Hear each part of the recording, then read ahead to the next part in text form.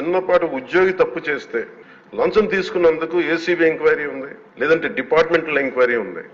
అలాంటిది రాష్ట్ర వ్యవహారాలు నడిపే ముఖ్యమంత్రి కానీ వారికి సంబంధిత సభ్యులు కానీ స్టేట్ ఎక్స్చెకర్ కి 18,860 కోట్ల రూపాయలు పైచులకు ప్రప్రథమంగా ఇక్కడే మనకు తేలుతా ఉంటే వీళ్ళు శిక్ష పడకుండా ఎలా తప్పించుకుంటారు? శిక్ష పడాలి.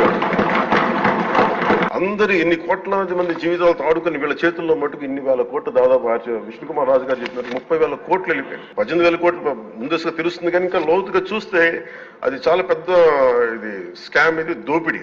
తప్పు చేసిన వాళ్ళని గత ప్రభుత్వం సంబంధించిన ఇది ఇట్స్ నాట్ అబౌట్ వెండట పగా ప్రతీకారం కాదు, కానీ వీళ్ళని స్వేచ్ఛగా కనుక వదిలేస్తే వాళ్ళ అదృష్టవశాత్తు ఈ రోజు వాళ్ళకి లేరు. వాళ్ళు కనుక ఉండుంటే వాళ్ళకి నిజంగా వాళ్ళకి సమాధానం చెప్పాల్సిన పరిస్థితి ఉండేది. తప్పించుకొని పారిపోయారు వాళ్ళు, ఈ రోజు తప్పించుకొని పారిపోయారు.